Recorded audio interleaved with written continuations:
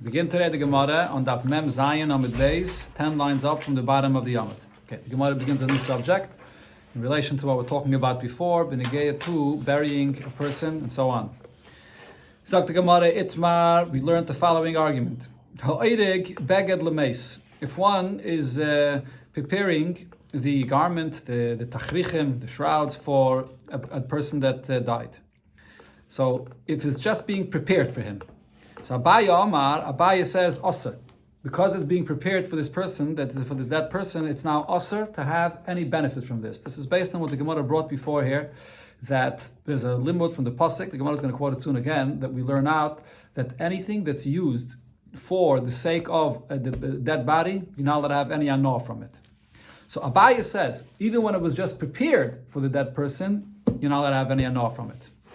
This specifically refers to, as we'll see from the continuation of the Gemara, not that it was prepared for someone that's still alive and then that person later passed away, but it was prepared for someone that is actually dead already.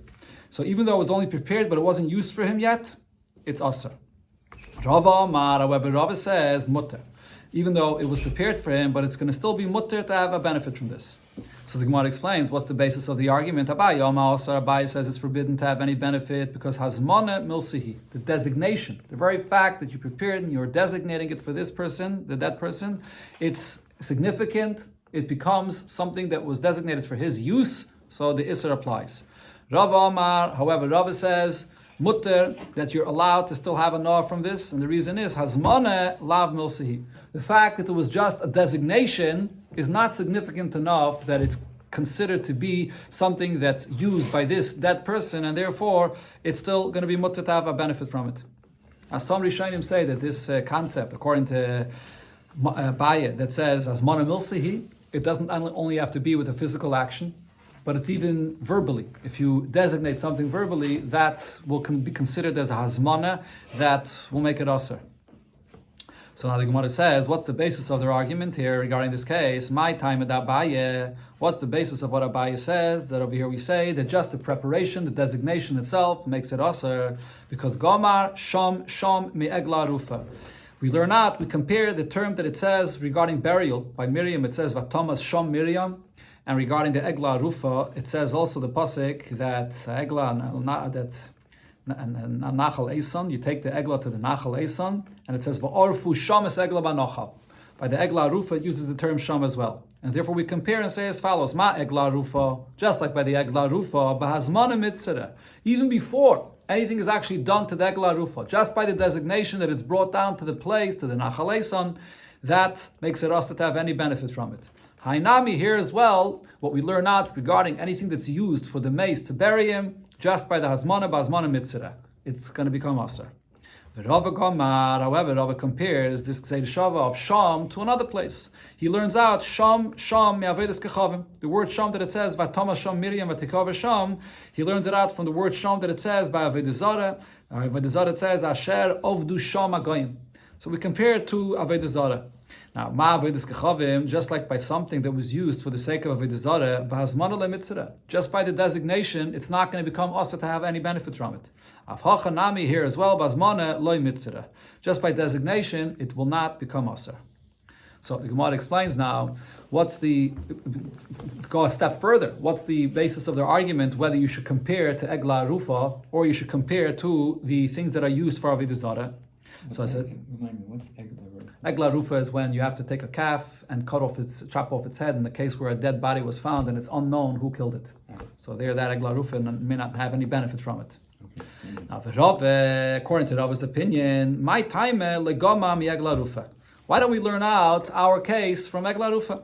Malach, the answer is, Rava will explain to you, mishamshin gamrinon. We learn out the case that we're talking about here, those things that are used for the sake of the burial of the dead person, from mishamshin, things that are used for the sake of avodah zarah. This pasuk is not talking about avodah zarah itself. As the Gemara says in avodah zarah, it's talking about things that were used for avodah zarah, and those things become asabana as well. So we're comparing only mishamshin to mishamshin. La'afuke egla rufa, which excludes the pasuk where it talks about the iser hana that applies by egla rufa, the higufa kedusha, where it's not something that's being used for something else. It itself has a level of kedusha, a level like a carbon. It itself has the isser, not because of its use for something else. So in other words, the point over here is the fact that you find that by egla rufa, just the hazmana, the designation, makes it aser. I could say the reason is because it itself has its kedusha. But when you talk about something which its isser stems from the fact that it's being used for something else, maybe there it's not as stringent. Maybe there I say that the isser only applies when you actually used it for that shimush, when you use it for that sake. And therefore I compare it. It makes sense to compare the mishamshin for burying a mace to mishamshin of avodah zarah. Abaye, on the other hand, Abaye, my time in Lagamam Avodas Kechavim. Why doesn't Abaye learn out from the pasuk that speaks about things that are used for Avodah Zarah? On Malach, Abaye will tell you, Midi de Orche, Mimidi de Orche Gamrina. We learn out Dafke from Egla Rufa because here we're talking about something that's used for a mace, which is something that what you usually do, the way you bury a mace. And the same thing, Egla Rufa, this is something which is done, even if not usually, but it's something that Yidden will do in such a kind of case where it's necessary. It's allowed to be done, not only allowed, it's a mitzvah to be done. So we compare these two things that are orche, that are considered to be something which is to be done. However, excluding the case of mishamshin, things that are being used for avodah zarah, the lav orche, it's not something that's allowed to be done. So if it's something that's not allowed to be done, so over here, the fact that I see that by avodah zarah, if it was just designated for avodah zarah, it does not become asr. You know why over there it doesn't become asr? Because this is something that's not allowed, and therefore even after it was designated, the person will do tshuva. Possibly the person will take it away from avodah zarah. So over there I say that the designation is not going to asr it. But by something else, which is allowed, and even more than allowed, it's the orche, it's normal to do this, the designation for this normal use will make it, will be significant, that it will make it also. That's why we compare dafka to egla rufa and not to avodah zarah. Okay, here the Gemara brings this machlokes b'negeya to tachrichim that are prepared for a person that is going to be buried with it. And as we'll see from the continuation of the Gemara, that this concept applies to many different scenarios as well. It's not only here, but this is a source that you have this sugya also in the Gemara and Brachas, as we'll see soon, regarding many different things that are being prepared for something, designated for something. Now here the Gemara brings a siman for some of the questions that the Gemara is going to ask from different braises. Siman, kofa, nafshe, the chatziva, the chise, the umna. So Meisvei, the first question the Gemara asks from a Mishnah in Kalim. So this Mishnah in Kalim is talking about the tumah of a zav. One of the halachas about the tumah of a zav is that if he sits on something, lies on something, or he actually places any of his weight in something, that thing becomes a tumah of mishkav u'moishav, or it's called tumas medris. It becomes a av a tumah. It becomes completely tomei on the highest level where it can be metame anything. But here's the rule though. Only if that's something, that object that the zav leaned on or sat on is something that it's designated for such a kind of use. Then it becomes aser. What's if it's something that's not designated for this kind of use? If this zav sits on something that's not made to sit on, it's made for a different kind of use, then it will not become tomei. Okay, so now based on this Mishnah says, kafa or kappa, which is a scarf, shu tomei medris, which became tomei from a medris, meaning the zav sat on it or put his weight on it. And even though this is made as a scarf, but sometimes it is used also to sit on it, and therefore it's a normal kind of use to put your weight on it, and therefore it will become tomei medris, which is av hatumah, the highest level of tumah.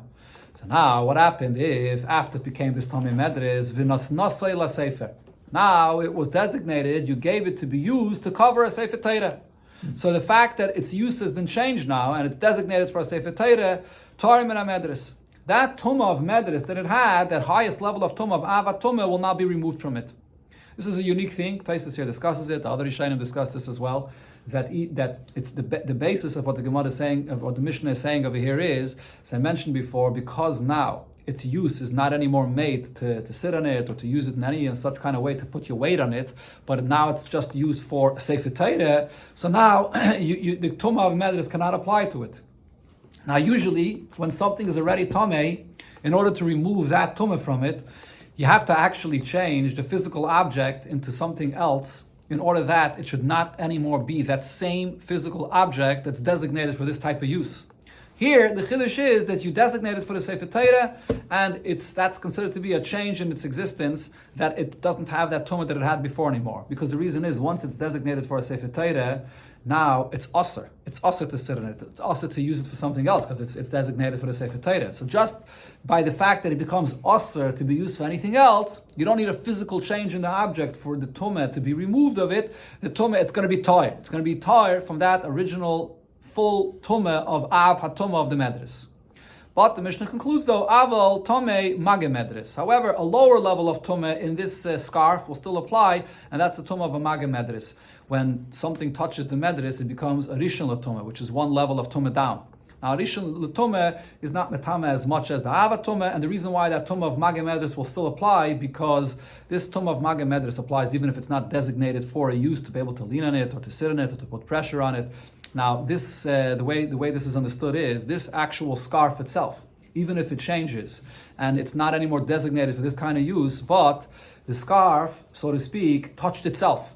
So if it was before an avatumah, and that avatumah is removed, but it still becomes a rishon l'tumah, or it remains a rishon l'tumah because you can't remove the tumah all the way. It was in contact with itself, and therefore it cannot be less than being still a rishon l'tumah. Okay. That's the halach of this Mishnah. So now what do we see from here? The Gemara is focusing on this, that it says, nasnasai. The very fact that it was designated for the Sefer Torah, it's already considered to be like a mantle, like a cover for the Sefer Torah, and that's enough, that it changes its complete status. So what do we see from this? Just by designation, by nasnasai, the fact that it was designated for the Sefer Torah, it changes the status of this thing, and it doesn't have that avatumah that it had anymore. So this is a proof to what Abaye said, that we learn out and we say that Hazmanim Ilsihi, that the designation itself is very, very significant. Answers the Gemara, Eime, so according to Rava, you have to say, what did that Mishnah mean? Eime nasnasa v'kachasai, that he actually designated it and he wrapped already the Sefer Torah with the scarf. So it's not just a designation, but there was an action that was done as well, and therefore that's when the tumah that was there before is removed. Fragt the Gemara, if that's the pshat, if so, lamali nasnasa v'kachasai. If you're saying that he actually wrapped the Sefer Torah with it, so the Mishnah should not say nasnasai, that he designated it. It's just enough, the physical action, that he actually wrapped the Sefer Torah with it, so then its status should be changed. What's the nasnasai? Why do you have to have a designation and wrapping? And it says the Gemara Ked Rav Chisda. Rav Chisda, which held like Rava, he explained this. The Amar Rav Chisda said, Hi Sudra, this handkerchief, the Azmanei Lemeitza Bet Tefillin, that was designated to wrap tefillin in it. And Vitzar Beit Tefillin. And he actually did it. He actually did the action of wrapping the tefillin in it. Then Asala Meitza Beit Pshite. You're not allowed to use it to wrap coins in it. Because now it's designated as something for a holy object. You can't just go and wrap coins in it. Now, Azmanei, if it was designated for tefillin, but V'lei Tzarbe, but you never actually wrapped tefillin in it, or on the other hand as well, Tzarbe, even if you did wrap tefillin in this handkerchief, but V'lei Azmanei, it was never designated for this purpose.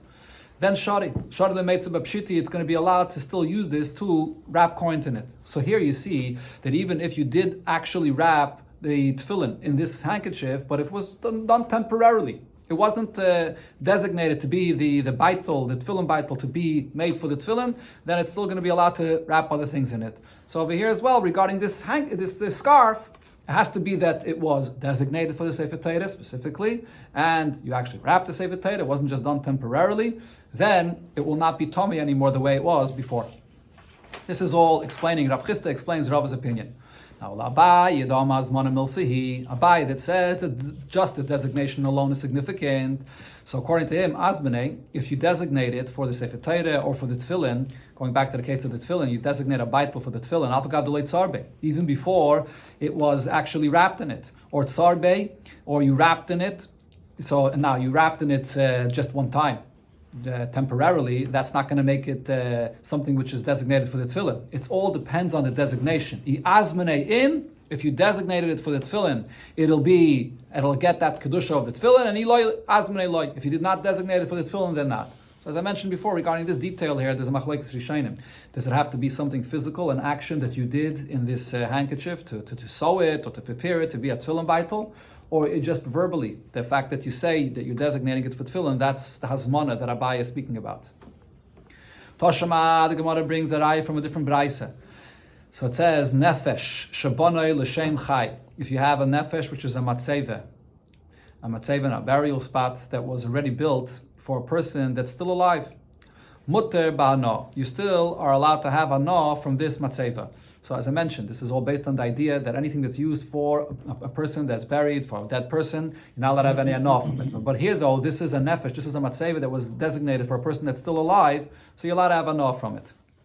Now, hoistav boy dimus echad l'shem meis. If you added a row to this matzeva, a row of stones or whatever it is, to this matzeva for l'shem meis, for this person after he passed away, so then asabano. Then it is going to be asabano. So what do you see over here? That just by adding this row of stones for the sake of the mace, so that action itself of designating these stones for the sake of this person that's now not alive anymore, and he's going to be buried there, that's significant enough, and it becomes asr. So we see that as mana, the designation of the stones in this place makes it asabano. Alive. Huh? No, here it's talking about Shemeis, after he passed away. Alright, so then it's going to be Asabano. And says the Gemara, so the case here in this Braise is the Rama Meis, that they actually buried the person in there already. So once he's buried there, so it's not just the Hazmana, but he's actually buried there. So now this is the Matzeva for this mace. So therefore it becomes Asabano, even according to Rava. So the Gemara asks, if that's the case, that the person is actually already buried there, so my area Haisif, why does it say that he added this row of stones for the matzeva, kile Haisif nami, even without doing that action, even without adding anything, that matzeva that was there before, the nefesh, which is the matzeva that was there before, once the person is buried there, so now it should become masaba, no, whether he added something or not. Says the Gemara, so no, the reason why it says that he added this row of stones, the case over here is afagav de panye, because that's even over here in the case where this person, this mace, after he was buried there, he was taken out, he was removed from there. So in such a case, the only reason why it would be asr if the mace was taken out of there, it wouldn't be asr. That nefesh, that matzeva that you had there, even though there was a hazmana of it, but it was a hazmana when the person was still alive. And now when the person was removed from there, it would not be asr anymore. So here in such a case, the only reason it's asr is because there was a hazmana. You added actually a row of stones there, and there was a maisa done as well, which is the fact that the person was buried there, and then even though he was taken out, but because, as we said before, once you have two things, there was azmana, you put the row of stones there for this purpose, for the mace to be buried there, and you actually buried the mace there, similar to what we said before, you prepared it for the tefillin, and you actually wrapped the tefillin in it, so then that's the reason why it's going to become aser. Now, Omar Rav from Bar Papa, Omar Rav Chiste, so he said about this, Im hoya makiroi that if the person knows and recognizes this added row of stones that he put there, so if he knows what that row of stones is that was added later, so if he removes it, so then it'll be mutter. Since this person was taken out from there and he's not buried there anymore, so if you remove that row, so then it'll be mutter. Toshama, the Gemara brings a raya from another place, from a braise we mentioned before already in the Gemara here, a person that digs a burial spot for his father, and he went and he buried him in a different place, so it wasn't actually used. You should not bury anyone in this place forever. So here you see that a burial spot that was dug and was designated for a person's father, just the designation itself, that even though the person wasn't buried there yet, it's already considered to be a azmana. You prepared it, it was designated for the father, it's a shimush for this father, it's going to be also to use for anything else. And since the Gemara, that case is different. Hasam shum kavod aviv. The reason why it shouldn't be used for any other person to be buried there is a matter of kibud av. Because it was designated for this person, so for the honor of the father, it shouldn't be used for anyone else. But not because usually we say the designation alone is strong enough that it should be also actually to use. Says the Gemara, it's logical to say this because the Tani Sefer of that Braisa, it says, Rav Shimon Gamliel adds, even a person that's carving out the stones of a mountain to then be used to build a cave for his father. The Gemara before on Daf Mem Zayin explained, we're not talking about a burial spot in the ground. We're actually talking about building a burial spot. So even those stones that he carved out of the mountain to use to build a space to bury his father in, and the father was then buried in a different place, those stones that were carved out of the mountain should not be used to bury anybody else with it. So now what does this mean? We're going over here very far. Even before you actually built the burial spot, just the stones that were carved out of the mountain for this sake, It cannot be used for anything else. Now, if you're going to say that this is a unique chiddush in this case, that it's for the sake of kibbud av, that it was designated for the father, so it can't be used anymore, shaper. We can understand why we go so far that not only a place that was actually built for a burial spot for the father, but even just the stones that were carved out of the mountain can't be used. But if you're going to say that this is the general halacha of designation, that once it was designated, it can't be used anymore for anything else, but does it go so far? Will I say that tovoi la'arige mi yikil amanda amar, if you have the raw flax and you just spun it before it was actually woven to be an actual garment, are you going to say that just the tovoi, just the spinning it, even before it was woven to be the shrouds, is there any opinion that says that that's a designation, that it would be now asur to use for anything else? This is not even yet the baguette for the mace. It's still a stage before where you're still just spinning it, the tivui. Nobody holds that that's a designation. So over here as well, taking the stones out of the mountain to use for the burial of a father, the only reason it's asur is because of kavod aviv, not because of the halacha of azmana. Toshama, the Gemara brings a raya from another brayse. It says, Keva chodosh, a new burial spot that was just dug and no one was buried in it yet, mutabana, you're allowed to still have a no from it. However, in hitl by nafel, if you buried in this a nafel, a baby that died very young, then asaba no. Then it'll be asa to have a no from this place, even though it's only a nafel, but nevertheless, it's still asaba no. So what do I see here? Hittil in. Only if they buried the nafel in it, then it becomes asr. But loy hittil loy. If the nafel was not buried yet in this space, then the isra does not apply, even though it was already dug and designated for a mace. So I see that hazmana, like Rava says, hazmana lav milsi. It's not significant. It says the Gemara, no, that's not the way to understand this brayso. Hu adin dafagav de loy hittil. Really, even if you did not you did not bury the nafel here, it will also be asr. Right? So the beginning of this brayse, the way Rashi explains this is, the beginning of this brayse, when it says that a kever chodosh, a new burial spot, it'll still be mutter to have a no from it. The reason is because this burial spot was dug for a person that's still alive. So there's no hazmana here, b'chlal. Hazmana, as I mentioned before, is only if the tachrichim or whatever it is being prepared for the person that's already dead. Here, it was a kevet dug for a person that's still alive, and therefore it's saying it's mutter. Now, really, in the seifa of the Baraisa, it could have just simply said that if it was dug for a person that's dead already, it would be Yasser. So why is it mentioning Dafka, the case of a Nafel? Because Allah fukim the Rab Shimon ben Gamliel. Because it wanted to explain the opinion of what this Tana here, the Tana Kama, this Braisa is saying, excluding from what Rab Shimon ben Gamliel holds about this. The Amar, Rab Shimon ben Gamliel says, Ein lenefalim tfisas hakever. A Nafel, this baby that died, that's a nafel, there's no concept of kfura by him that you could say that the area that's used for his kever becomes asaba no. It doesn't apply by a nafel. So the Braisa specifically speaks about this just for this detail, in order to explain the argument with Rab Shimon ben Gamliel. Toshama, the Gemara brings a raya from another Braisa, or actually a Mishnah in Shkolim. It says, Maisara Mason, money that was collected for tzedakah. So you have money that was collected for Mason, to have a fund of tzedakah to bury people, for many. So the Mason, what happens with the leftover of this funds? It should be used for other people that pass away, and it has to be used for them, for their burial. Maisara Mace, if there was money that was collected to bury one specific person. So the leftovers of this money, L'Yarshav, goes to his inheritors. So what do we see here? So the Gemara understands that this money that was collected for tzedakah, for this fund, so that's a designation. It's not money that was actually used yet. It's just money that was collected for this sake, and it's designated for this sake. And that itself, what happens? That I say that if there's leftovers from this, then who does it go to? It goes to the Yarshim, that they could have an from this. So what does this mean? Even though it was collected and it was designated for this mace, so if it's used for this mace, you're not allowed to have any anar from it, but nevertheless, if it's extra, the Yarshim, the inheritors, can use it for whatever they want. So I see that the designation is not significant. And says the Gemara, on here it's speaking about Shagovo Mechayim. They collected these funds to bury this person when he was still alive. And then the concept of Azmana, as we said before, does not apply. But this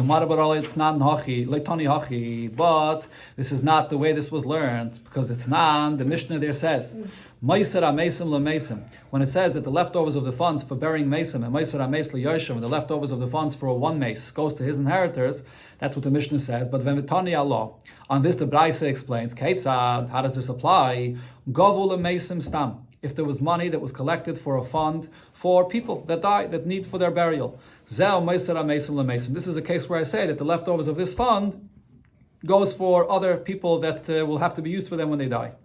Now, if there was money, funds that was collected for a person that died, just for one person, this is the leftover funds that go for the yarshim of this person that died. So here, the lashon of this brayse clearly says, Gavu lemeis zeh.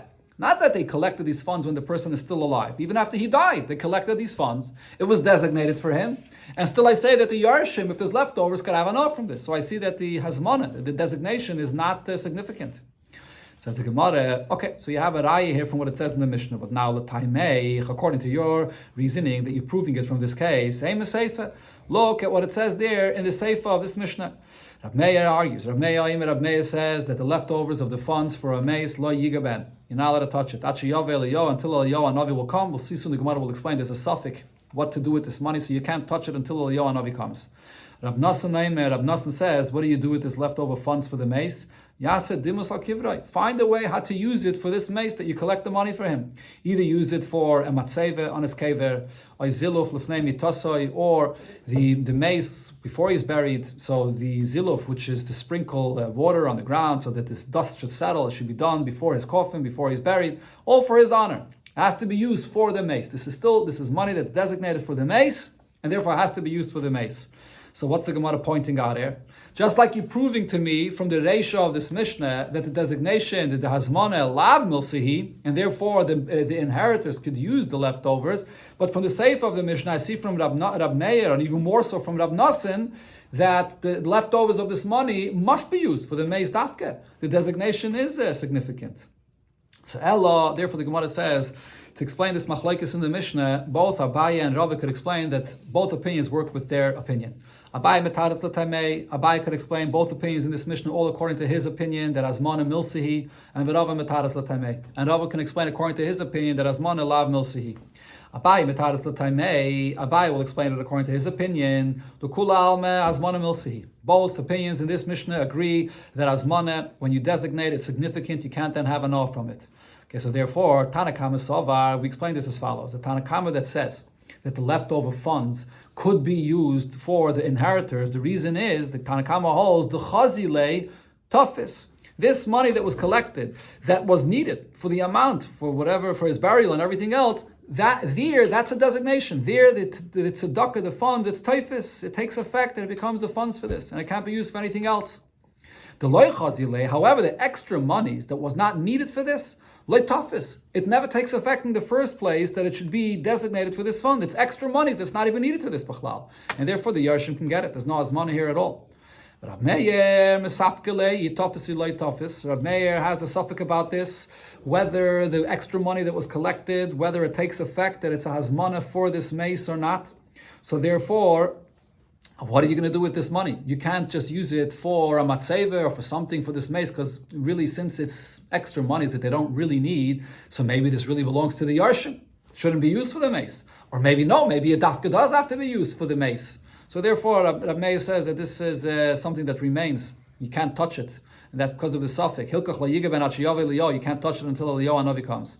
But Rab Nassan, pshitele, according to Rab Nassan, he holds that it's clear the vadei tofis, that all the funds that was collected for a mace, even the extra funds, it definitely takes effect. It belongs to the mace, and you can't touch it. Or sorry, not only you can't touch it. No. It could be used. Hilkach yaseh dimus al kivrai. It has to be used dafke to make a matzeve for the kever of this person.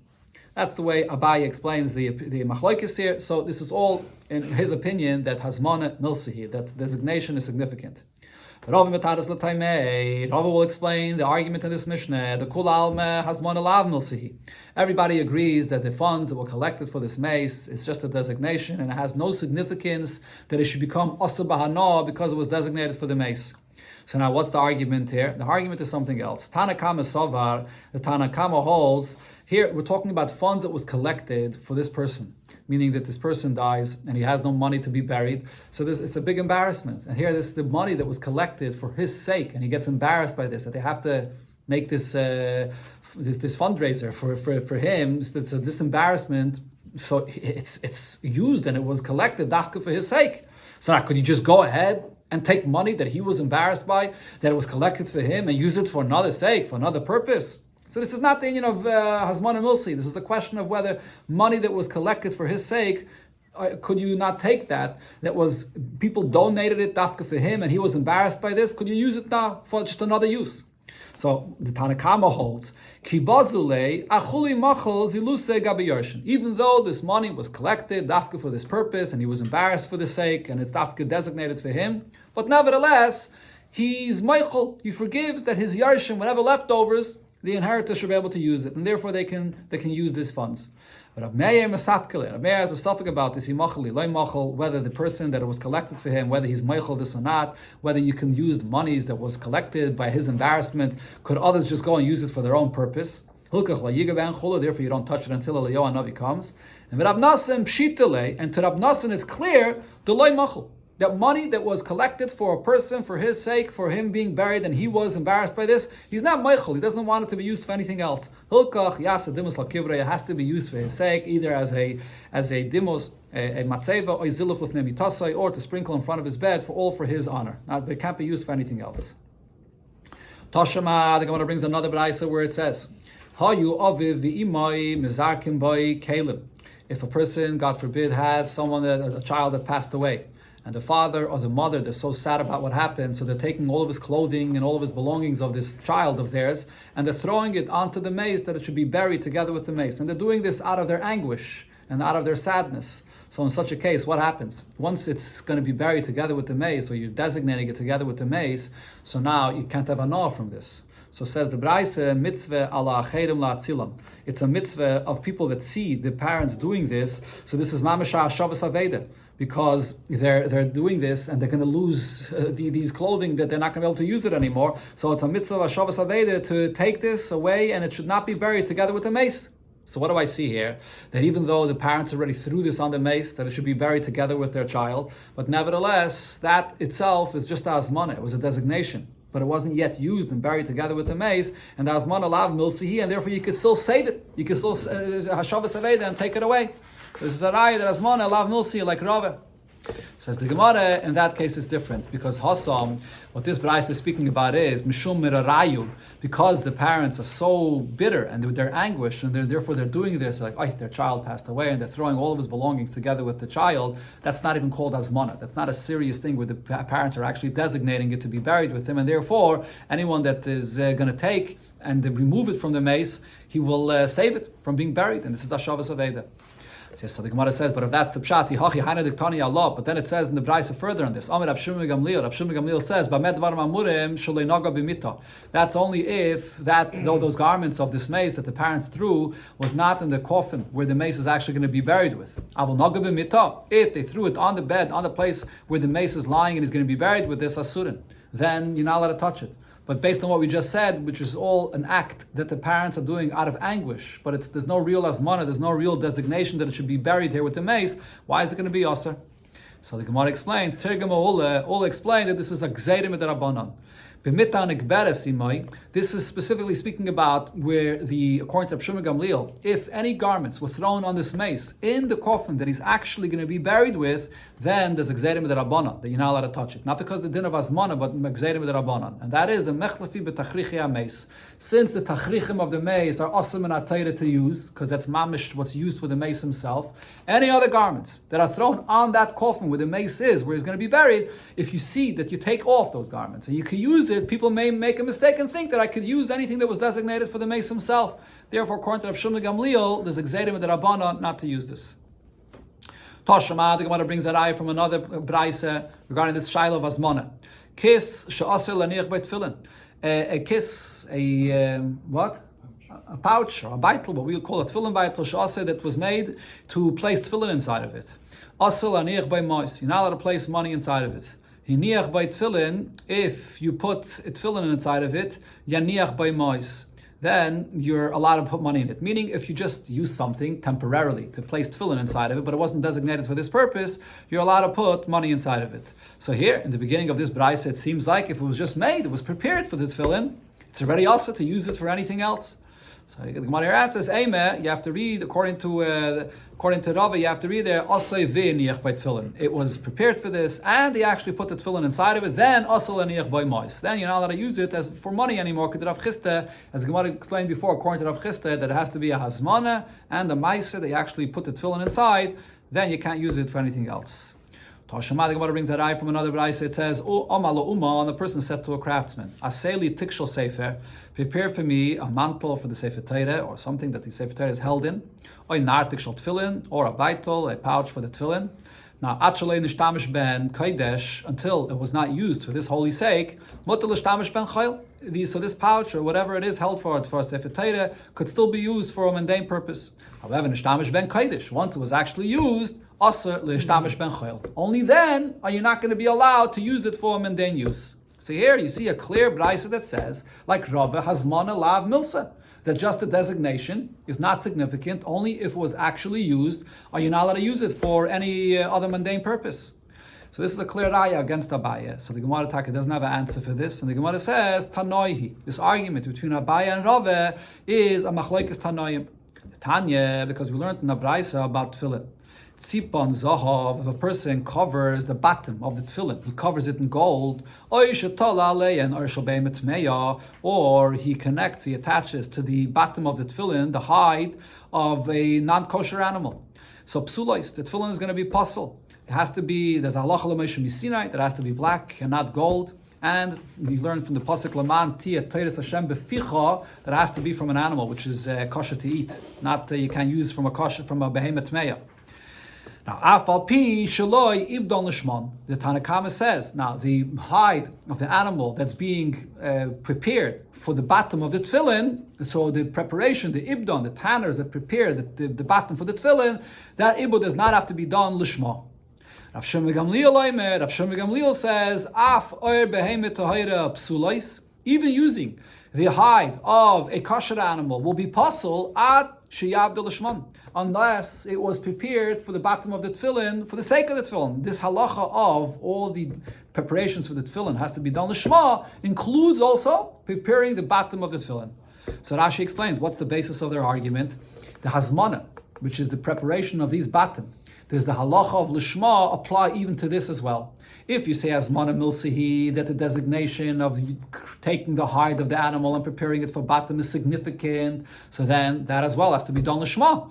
But if you say hazmana lav milsihi, this designation of preparing the hide of the animal for the bottom of the tefillin is not significant. It's only later, once it's actually tefillin and you put the parshis inside, then you write the parshis. That only that has to be lishma, but not the preparation of the hide of the animal. So then it does not have to be done lishma. So here I see that this is a machlokes of Tanaim. Amalei Ravina l'Rave. Ravina asks Rave. Now this is going back to the whole machlokes here originally, speaking about preparing the tachrichim for a mace. And as we saw here from the Gemara, we're not talking about tachrichim that's prepared for a person that's still alive. We're talking about after the person dies. Now they're going and preparing tachrichim for him. And the question is whether that designation is significant, that it should become asur or not. So the question Ravina asks Rave, why arguing about this? Is there ever a case that there's a dead person that's lying there, and only after he dies, then they prepare the tachrichim for him? It's usually prepared before, so they should be available. Not that you should have to wait to prepare, to weave the tachrichim for the mace. Amalei, so Rav answered him it is possible. The people that died in the city of Harfnia that were very poor and they didn't have to prepare before, and they prepare it after he dies, and they make something very little, very basic for him to be able to bury in him. Darish Meremer said, Hilchasek Vaseid Abaye. We paskin like Abaye, that Azmana Milsihi. However, the Rabbanan said, Hilchasek Vaseid Rave, that we paskin like Rave, that Hazmana is not Milsa, Hilchasek Vaseid Rave. And that's the final halacha like Rave. Okay, that's the conclusion of this sugya. Now the Gemara starts a new inyan here. Ton Rabbanan, and a brayso we learned, Haruge Malchus, those that were killed by a king. And we're talking over here about the Yiddish king that killed someone because he was a Meirid B'Malchus. Someone that's Meirid B'Malchus, he rebels against the king is allowed to kill him. So Nechseyem, all of his possessions, Lamelech, will now belong to the king. Haruge Bezdin, someone that's killed by a Bezdin, Nechseyem, all of their possessions, Liyarshin, go to the inheritors. Rabbi Yehuda says, Af Haruge Malchus, Nechseyem Liyarshin. Just like the Haruge Bezdin, the same by the Haruge Malchus, the possessions goes to the Bezdin. it goes to the Yorshim, to the inheritors. Okay, so now the Gemara brings the Braisa continues here and brings a discussion that the Chachamim had with Rabbi Yehuda about this regarding a Moed b'malchus, whether his possessions go to the king or goes to the inheritors. So Amr leila Rabbi Yehuda, but the Chachamim said to Rabbi Yehuda, but v'haloi kvar nema. It says the story by Achav, and here this is a story the Gemara is going to discuss here. This is the story with Achav and his relative Novais. Novais was a relative of the king Achav, which was a big Rasha, and he had this relative Novais that lived right near his property, and he had a beautiful vineyard, a kerem. And Achav wanted to have this beautiful vineyard, but Novais said, no, it's mine, and it comes from my ancestors, it's sentimental to me, I'm not giving it to you. So now Achav's wife, Izebel, conspired that we're going to kill him, and we're going to say that he's a Moed b'malchus, and then we're going to take his vineyard away from him. So she hired false witnesses to testify against this Novais, that he rebelled against the king, and that he was against that he opposite of bench the Eibishter, and therefore they brought him. They stoned him to death, and then Achav went and took away his vineyard. That's the story that the Gemara is speaking about here. So now in this it says, Hine bekerem Novais asher yorat sham l'rishtay. That this is actually the pasuk where it says the Eibishter tells Eliyahu Navi that you should go and tell Achav that because he took this vineyard of Novais, he went there and he inherited this vineyard from him and he killed him. He wasn't supposed to die. He hired Edom, false witnesses against him. Because he did this, so Achav is going to die as a result of this. But what's the expression that's used there in the pasuk? Asher yarat sham l'rishtay. It says that he went and he inherited this. It doesn't use a term of gzela. It doesn't say that after he killed Novais, so now his relative Novais is gone, he's able to go and steal it from him. It says that he inherited it. Why does he use the term of inheriting? Because from here, you see, Chachamim say that a person that was killed because of being a Moed b'malchus, his possessions go to the king. So therefore Achav went and took it as a Yerusha. Amalahan, said Rabbi Yehuda answered to the Chachamim, Ben Achiyav Evoya, that Achav was a relative, a cousin of Novais, and V'roy L'Yarshah, and therefore he inherited him. After he killed him, he went and inherited him. He was a first cousin, so therefore he was a relative. The whole thing is false. Yeah, true, but now that he's dead, he killed him, and then he inherited him as well. The vineyard, the story with the vineyard. But the Gemara asks on this, how could you say that he was a relative that inherited him? That he had other sons, the sons should inherit him. He's not a close relative as the sons, so why are we saying that L'rishtay is because he inherited? It has to be that because he was a Moed b'malchus, according to the false witnesses, and therefore now Achav inherited because a Moed b'malchus, the possessions go to the king, not to the sons.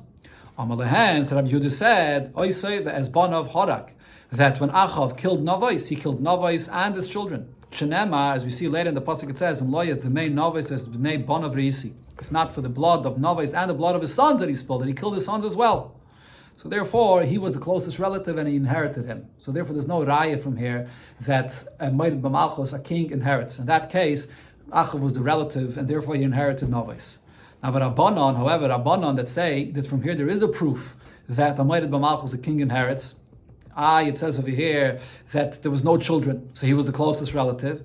When it says in the pasuk that he killed his children, he didn't kill his children. It means that other children that Novais could have had, by killing him, he killed the possibility that he couldn't have other children. But there were other children there. And nevertheless, it says that Achav inherited it. Inherited means because by a case of a Moed b'malchus, the king gets this. Okay, so now the Gemara says in this, according to the Chachamim that say that the possessions of a Moed b'malchus goes to the king, this is the reason why it says that when Izebel hired the false witnesses to testify against Novais, what did they testify about him? It says that they testified, Beirach Novais lekim umelech, that Novais benched, which means the opposite of benched. The opposite of benched, the Eibishter and the king. Meaning he rebelled against the king, against Achav, and against the Eibishter as well. So why does it say over here, umelech? Why did I have to say, if you want to just kill Novais, it would be enough just to say that it was a Megadif, that he the opposite of benched Hashem. And that would be enough to give him Misa, and that's it. Why does it have to say Umelech as well? The reason is because Edom wanted to say that he rebelled against the king, and Dafka Moirid B'Malchus, the possessions of Novais then would go to the king. That's according to this opinion that says that on Moirid B'Malchus the possessions go to the king.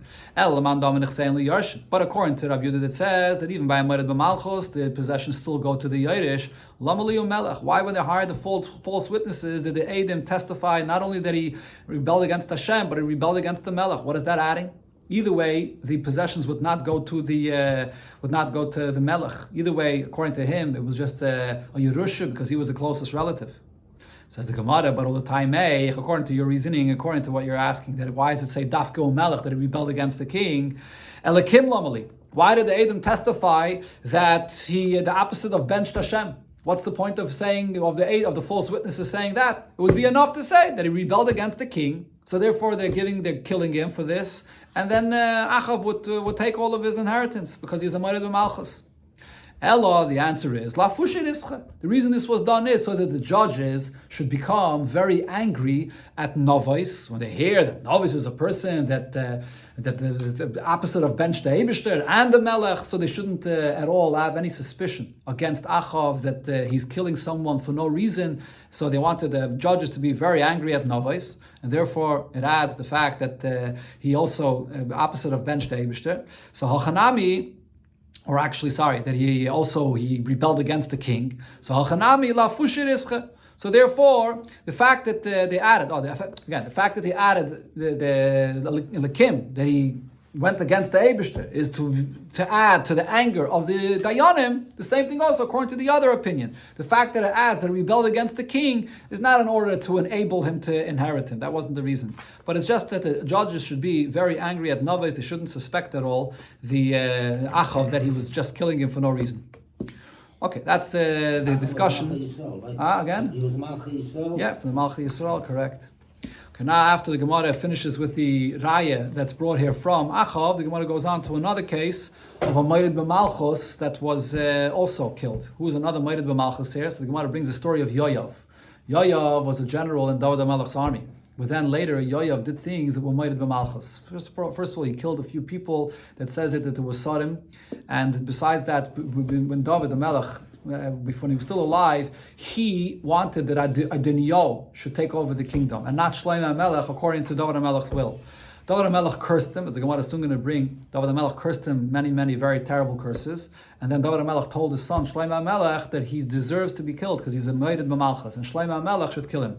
And Shlomo HaMelech sent Ben Yoyada to go and kill him. So what happened? Yoav saw that Shlomo HaMelech is after him to kill him. So Yoav went and ran to the Mizbeach and grabbed onto the Mizbeach. Because by a Mizbeach, it says, if he's grabbing onto the Mizbeach, he said that over here, you can't kill me.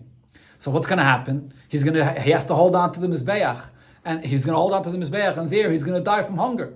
He didn't want to die by Shlomo HaMelech's messenger killing him. He wanted to die on his own from hunger by the Mizbeach. That's the story. So now the Gemara says as follows. Now it's understood according to the opinion that says that somebody that's killed because he was a Moirid B'Malchus. So we understand the story with Yoav. This is the meaning of the story that it says, Yoav ran away to the Beis HaMikdash, and he held on to the corners of the Mizbeach. And it says, he said, Loi, I'm not leaving here, I'm not going to die, Kipo Yomos. I'm not going to allow you to kill me. As long as he holds on to the Mizbeach, he can't kill him. I'm going to die here on my own from hunger. So why was it important to Yoav that he should die here on his own and not be killed by the messenger of Shlomo HaMelech? Because there's a big difference. If the messenger of Shlomo HaMelech kills him, so then what happens? All of his inheritance will go to the king. Because a Moirid B'Malchus, the inheritance goes to the king. But if he's going to die there on his own, so then the inheritance will go to his children. That's why he wanted to die here on his own. But according to the opinion that says that either way, even if he was killed by the messenger of the king, the inheritance goes to his children. So what difference does it make to him if he's going to be killed by Ben Yoyada, which was sent to kill him by Shlomo HaMelech, or he's going to die by holding on to the Mizbeach? Says the Gemara, the difference is l'chayei shah. For this moment, for this temporary time that he was able to continue living there. Because Ben Yoyada, he pushed him off, he went back to Shlomo HaMelech. As the Gemara brings over here, there was a whole conversation back and forth that he sent back Ben Yehoyada to Shlomo HaMelech. So he wanted to be able to live for that time period. But regarding the Yerusha of inheritance, it makes no difference. It doesn't go to the king either way. Now, what's the story that happened? Vayosha Ben Yehoyada Es HaMelech Dovar Lemar. He brought back the words of Yoav to Shlomo HaMelech to say as follows: Koi dibri Yoav. This is what Yoav said. V'koi onani. And this is what the king answered me. So this is really the message that Ben Yoav is bringing back to Yoav. Amalei. So what was the message that Ben Yehoyada sent to Shlomo HaMelech? Sorry, that Yoav, that is, sent with Ben Yehoyada to Shlomo HaMelech. Zilei malei. Go tell Shlomo HaMelech, Tarti loitavid b'hai gavra. You can't do two things against this individual, referring to himself. So as I mentioned before, Yoav was already cursed, terrible curses by David HaMelech. So now Yoav says, you can't have these curses on me and also kill me at the same time, one or the other. If you're not going to kill him, in other words, you're going to kill me, so kibbul latuse. So he's telling Shlomo HaMelech, if you're sending a messenger to kill me, you accept upon yourself all those curses that were placed on me. You accept those curses and then you can kill me. Accept those curses that your father cursed me. If you don't accept those curses and those curses remain on me, so leave me that the curses that your father put on me should remain on me. Now, what did Shlomo HaMelech say about this? The king said, Shlomo HaMelech said, Asay kashediber, do like he said, upagaboy, and you should kill him and he should be buried. And that Ben Yehoyada went and killed Yoav ben Tzruya.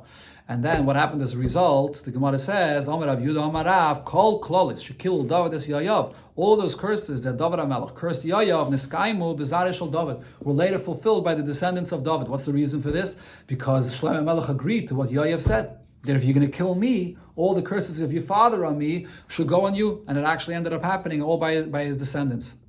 And the Gemara here brings, what were the curses that David HaMelech cursed Yoav?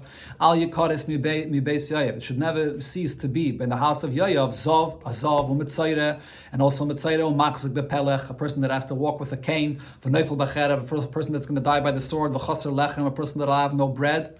And all of this was fulfilled by Shlomo's descendants, by David's descendants. Zav mirachavam. Rechavam was a Zav. The Chsiv, it says, V'amalach Rechavam esametz lamis b'merkava. Lonis Yerushalayim. He came up in a Merkava, in a chariot to Yerushalayim. Why is the pasuk spelling out the Merkava? Because the Chsiv, by a Zav, it says, V'chol merkava sheyirkav olav Zav yitma. When the Zav sits on a Merkava, it becomes Tommy. So the term Merkava means that Rechavam was a Zav.